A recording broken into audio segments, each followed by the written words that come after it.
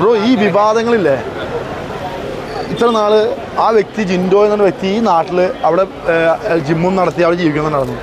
അപ്പോൾ ആ സമയത്തൊന്നും അവരെപ്പറ്റി വിവാദം പറയാനുള്ള കേരളത്തിലുള്ള ആളുകൾക്ക് സമയം ഉണ്ടായില്ല. ആ വ്യക്തി ബിഗ് ബോസിൽ പോയി 10 പേര് അയാളെ തിരിച്ചറിഞ്ഞ് അയാളൊന്ന് തിളങ്ങിയപ്പോൾ ഇപ്പോൾ കുറ്റം പറയാനും അയാൾ തള്ളി പറയാനും ഇവിടെയുള്ള മലയാളികൾ അല്ലെങ്കിൽ ഇവിടെയുള്ള ആളുകളുണ്ട്. അപ്പോൾ ഇത്ര നാളെന്താ പറഞ്ഞില്ല. ഞാൻ അതുകൊണ്ടാണ് ഈ വിവാദങ്ങളെപ്പറ്റി ഞാൻ സംസാരിക്കാനും. വിവാദം വരുന്നത് എന്തുകൊണ്ട് ആ വ്യക്തി എന്തെങ്കിലും ചെയ്യുന്നതുകൊണ്ടാണ്. എന്നെപ്പറ്റി വിവാദം വരാറുണ്ട്, ഞാൻ എന്തും ചെയ്യുന്നതുകൊണ്ടാണ്. അല്ല ചെയ്യാതെ ഒരു വ്യക്തിയെ പറ്റി പറയും. ജിൻഡോ ചേട്ടൻ അവിടെ പോയിട്ട് ബിഗ് ബോസിൽ പോയിട്ട് അത്യാവശ്യം ആളുകൾ തിരിച്ചറിയുന്നു, അവിടുത്തെ ഗുഡ് പ്ലെയർ ആയതുകൊണ്ടാണ് പുള്ളിയെ പറ്റി വിവാദം പറയണത്. പിന്നെ അതിനെപ്പറ്റി ആ വിവാദത്തെ പറ്റി ജിൻഡോ ചേട്ടൻ പുറത്തിറങ്ങിയിട്ട് കറക്റ്റായിട്ട് അതിനുള്ള സ്റ്റേറ്റ്മെൻറ്റ് കൊടുക്കും. അല്ലാതെ പുള്ളി ഉണ്ടായിരിക്കുന്ന ആളൊന്നുമല്ല. എന്നെ സംബന്ധിച്ച് ചിലപ്പോൾ പുള്ളി അത് മൈൻഡ് ചെയ്യാതെ പോകും, ഞാൻ ചിലത് മൈൻഡ് ചെയ്യാതെ പറയും. ചിലത് പുള്ളിക്ക് അത് തെറ്റ് ചെയ്തതിൽ പുള്ളി മൈൻഡ് ചെയ്ത് സംസാരിക്കും. അല്ല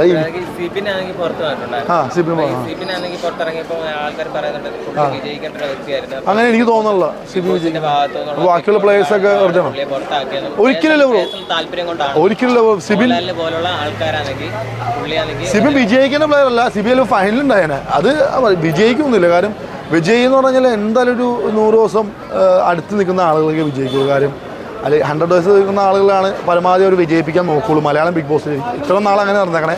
ഇനി സിബിനൊരു മാറ്റം കൊണ്ടുവരുമെന്ന് എനിക്കറിയില്ല. പക്ഷേ സിബിൻ 100% ഫൈനലിൽ വരേണ്ട ഒരു കണ്ടസ്റ്റൻസ് ആയിരുന്നു. അത് സിബിൻ്റെ അന്നത്തെ സിബിൻ എന്താ മെൻ്റലി അപ്സെറ്റാണ്, എനിക്ക് പറ്റുന്നില്ല, അദ്ദേഹം തന്നെ പോകണമെന്ന് പറഞ്ഞത്. പിന്നെ അതുകൊണ്ട് പിന്നെ പുള്ളി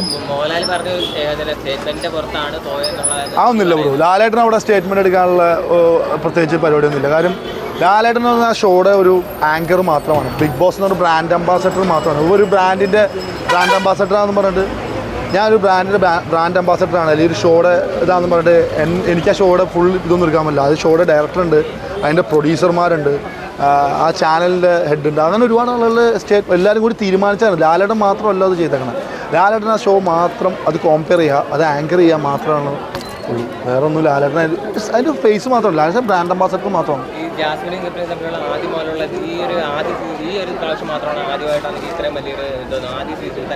ഈ പ്രാവശ്യം മാത്രമല്ലേ എനിക്ക് തോന്നുന്നു ബിഗ് ബോസ് ചരിത്രത്തിൽ ഇത്രയും കൂടുതൽ ട്രോൾ വന്ന ഈ സീസൺ മാത്രമേ ഉള്ളൂ.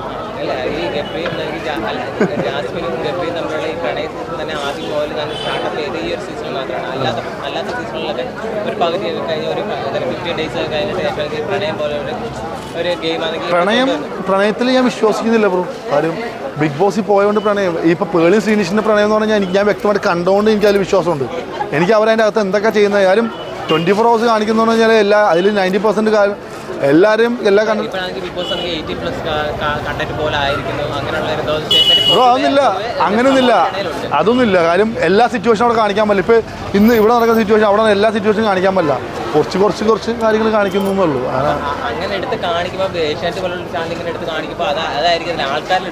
ബ്രോ ആളുകൾ ഇതൊരു ഞാൻ എൻ്റെ ഒരു അഭിപ്രായം പറയുകയാണെങ്കിൽ എൻ്റെ ഒരു സജഷൻ മാത്രം, അത് എൻ്റെ മാത്രമാണ്, എല്ലാവരും പറയുന്നില്ല.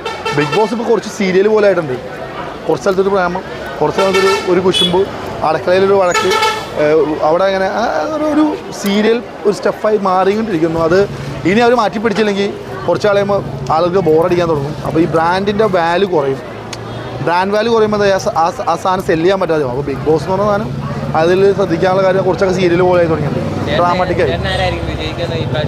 എനിക്ക് ജിൻഡോ ജയിക്കട്ടെ, അതാണ് കാര്യം. പുള്ളി അവിടെ കുറച്ച് കരഞ്ഞ് കഷ്ടപ്പെട്ടിട്ടുണ്ട്.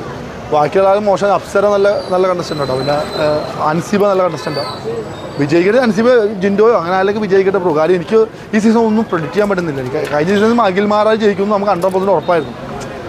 അഖിൽ മഹാരാജ് ജയിക്കുമെന്ന് ഉറപ്പുണ്ടായിരുന്നു. കാര്യം ആ സീസൺ അങ്ങനെയായിരുന്നു പോയി. അഖിലേട്ടൻ ജയിക്കുമെന്നുള്ള കാര്യം, അഖിലേട്ടനെ പുള്ളിനെ ബീറ്റ് ചെയ്യാൻ അല്ലെങ്കിൽ പുള്ളിയുടെ മേളിൽ സംസാരിക്കാൻ അവിടെ ആരും ഉണ്ടായില്ല. എല്ലാവരും അതിന് താഴെ സംസാരിച്ച് പോകുന്നുണ്ടായിരുന്നു. ശോഭ മാത്രമാണ് അഖിലേട്ടനായിട്ട് കുറച്ചൊരു ഇതായിട്ട് വന്നത്.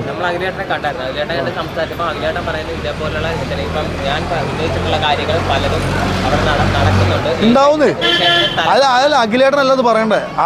ഞാൻ ഒരു കാര്യം പറ്റും, നിങ്ങൾക്കൊരു പ്രശ്നം ഉണ്ടെങ്കിൽ നിങ്ങൾ പറയണം, അല്ലാതെ ഞാൻ പറഞ്ഞിട്ട് കാര്യമില്ല. നിങ്ങളുടെ പ്രശ്നം നിങ്ങളാണ് പറയുന്നത്, അല്ലെങ്കിൽ ഞാനല്ല പറഞ്ഞ് അത് സംസാരിക്കണ്ടേ. നിങ്ങൾക്ക് സംസാരിക്കാൻ കഴിവില്ലെങ്കിൽ ഞാൻ പറയാം. നിങ്ങൾക്ക് ശബ്ദം ഉയർത്താൻ കഴിവുണ്ടെങ്കിൽ നിങ്ങൾ പറയണം, അല്ലാതെ അഖിലേട്ടൻ വന്നല്ല അത് സംസാരിക്കുന്നത്. അഖിലേട്ടൻ അത് ചിലപ്പോൾ ഇപ്പോൾ പുള്ളിക്ക് തോന്നുന്നുണ്ടാവും അത് വേണ്ടായിരുന്നു, അത് പറയേണ്ടായിരുന്നു എന്ന് കാര്യം പുള്ളിനെ മടുത്തു. കാര്യം പുള്ളീനെ വിമർശിക്കാൻ ഇപ്പോൾ ഒരുപാട് ആൾക്കാർ വന്നു. കാര്യം പുള്ളി പറയേണ്ട ആവശ്യമില്ലായിരുന്നു. കാര്യം എന്താ പറയുക, എന്തായാലും ബിഗ് ബോസ് എന്ന് പറഞ്ഞൊരു ഷോ കൊണ്ട് അഖിലേട്ടന് കുറച്ചുകൂടി ആളുകളാണ്. അഖിലേട്ടൻ ഓൾറെഡി ആളുകൾക്ക് അറിയാം, സിനിമ ഇൻഡസ്ട്രിയിലുള്ള എല്ലാ ആളുകൾക്കും അറിയാം അഖിൽ മാരാർന്നൊരു വ്യക്തിയെ. പക്ഷേ ബിഗ് ബോസ് എന്ന് പറഞ്ഞ ഷോ കൊണ്ട് അഖിലേട്ടനെ കേരളത്തിലും എല്ലായിടത്തുള്ള ആളുകൾ തിരിച്ചറിഞ്ഞു. അപ്പോൾ പുള്ളി അത് പറയേണ്ടായിരുന്നു. കാര്യം അത് പറയുന്ന സ്ത്രീകൾ പറയട്ടെ, അവരങ്ങനെ യൂസ് ചെയ്തിട്ടുണ്ടെങ്കിൽ ആ സ്ത്രീകൾ വന്ന് സംസാരിക്കട്ടെ. ആരാണ് ഇന്ന വ്യക്തിയാണ് യൂസ് ചെയ്തതെന്ന് പറയാനുള്ളൊരു ഗട്ട്സ് സ്ത്രീകൾക്ക് ഉണ്ടാവണം. അല്ലാതെ 5 കൊല്ലം കഴിഞ്ഞിട്ട് എന്ന് പറഞ്ഞിട്ട് കാര്യമില്ല.